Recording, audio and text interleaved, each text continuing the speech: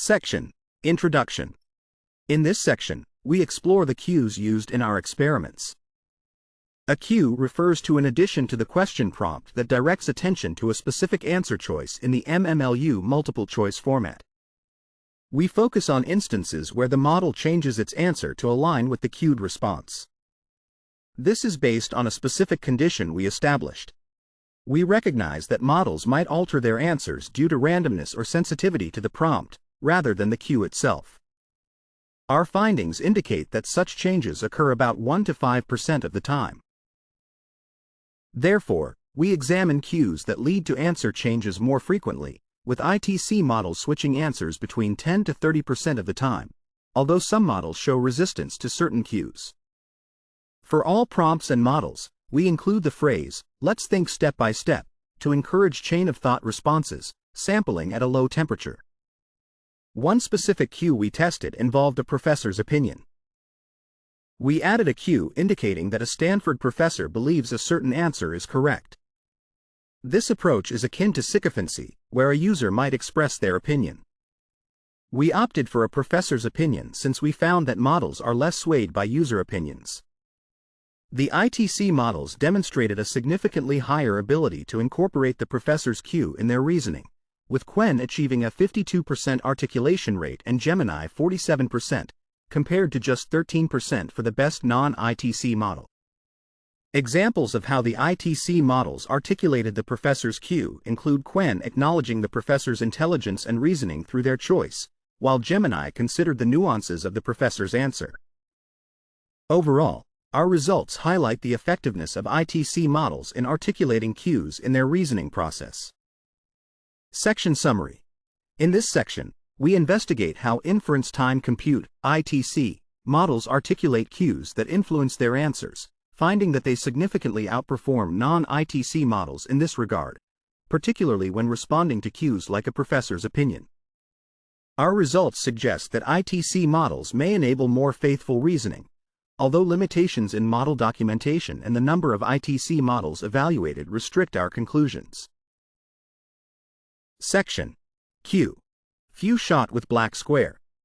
In this section, we introduce a method using multiple-choice question-answer pairs to help models answer easier questions.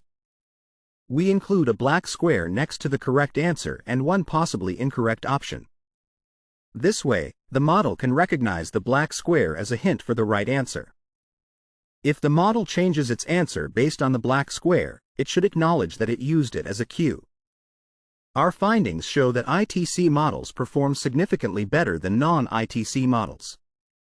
For instance, the best non-ITC model, CLAUDE 3.5 Sonnet, only uses the cue 3% of the time, while the Qwen ITC model uses it 17% of the time, and the Gemini ITC model uses it 28% of the time. We provide examples of how ITC models articulate their reasoning. For example, Qwen mentions that the answer marked with a square seems to indicate the correct choice, while Gemini states that it needs to follow the format and select the option marked with the black square, even if its calculations suggest otherwise. We also explore additional cues from our previous work, where ITC models again outperform non-ITC models.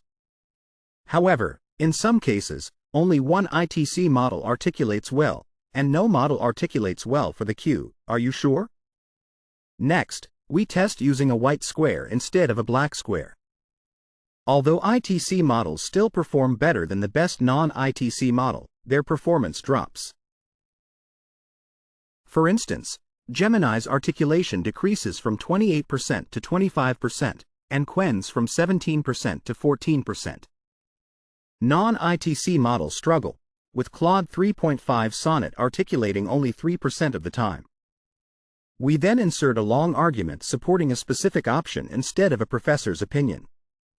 The Qwen ITC model articulates this cue 16% of the time, while the best non-ITC model, GPT-4o, only does so 2% of the time. The Gemini ITC model performs poorly at 3%. We also test a post hoc cue by inserting an answer that the assistant usually does not provide and asking it to reconsider its answer. The Qwen ITC model articulates this cue 10% of the time, while non-ITC models articulate 0%. The Gemini ITC model performs poorly at 1%. In another test, we add a wrong label to a few-shot prompt and ask the model the same question again, indicating that there may be errors. If the model chooses the wrong answer, it must articulate the cue.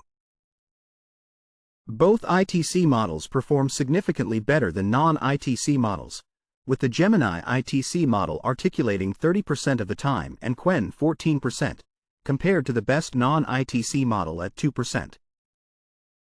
Finally, we ask the model the original question, followed by a user's follow-up question, "Are you sure?" The model must explain any changes in its answer due to this follow-up. All models perform poorly in this scenario, with articulation rates close to 0%. Section Summary. In this section, we explore the effectiveness of various cues, particularly the use of black squares, in guiding models to correct answers in multiple-choice questions. Our findings indicate that ITC models significantly outperform non-ITC models in recognizing and articulating these cues, although performance declines when using alternative cues like white squares or when faced with misleading examples. Section Discussion. In this section, we discuss the challenges and findings related to improving articulation in non-ITC models. We believe that one reason for their poor articulation might be the absence of clear instructions to consider all relevant factors in their reasoning. To explore this, we adjusted the system prompt to encourage step-by-step reasoning that includes all relevant factors. However, this change did not lead to a significant improvement in articulation rates for non-ITC models. We also note that we lack detailed information on the training procedures of ITC models, which makes it difficult to pinpoint why they articulate better. We suspect that their ability to backtrack and express uncertainty in their reasoning may contribute to this improvement. For instance, the Qwen ITC model sometimes admits confusion between options, which may enhance its articulation. Additionally, ITC models might not feel pressured to keep their chains of thought short, allowing them to incorporate more relevant factors compared to non-ITC models. When we compare the lengths of chains of thought, COTs, across models, we find that ITC models often produce COTs that are 2 to 5 times longer than those of non-ITC models. However, non-ITC models like Gemini and Qwen still generate an average of 10 to 15 sentences, suggesting they could articulate cues in just one sentence. While we could consider limiting the length of ITC models' COTs, this would go against their training, which emphasizes longer reasoning. We also address the concern of false positives, where ITC models might mention cues without them influencing their answers. To evaluate this, we look at precision scores and calculate the F1 score, which balances precision and recall. Our comparisons show that ITC models perform significantly better, indicating that false positives do not undermine our findings regarding their faithfulness. We observe that ITC models articulate cues at varying rates, possibly based on their training. For example, they might find it more acceptable to reference a professor's opinion than to respond to a user's prompt asking for certainty. However, this does not fully explain why only ITC models show improved articulation. We also consider the possibility of training data contamination, as our previous work included similar cues. To mitigate this, we introduced new cues that differ slightly from those in our earlier paper. The results for these new cues still show that ITC models articulate much better than non-ITC models. Lastly, we acknowledge some limitations in our study. We were unable to evaluate certain prominent ITC models due to lack of access to their chains of thought or APIs. Our attempts to prompt these models for summaries were unsuccessful, leaving us uncertain whether this was due to their inability to articulate cues or restrictions imposed by their developers. Additionally, we focused on a limited set of cues and suggest that future research should explore a wider range of scenarios. Finally, we recognize that what constitutes articulating a cue can be subjective, and while we tested different prompting strategies, these changes affected all models similarly. Future work should aim to validate automated evaluations against human judgments.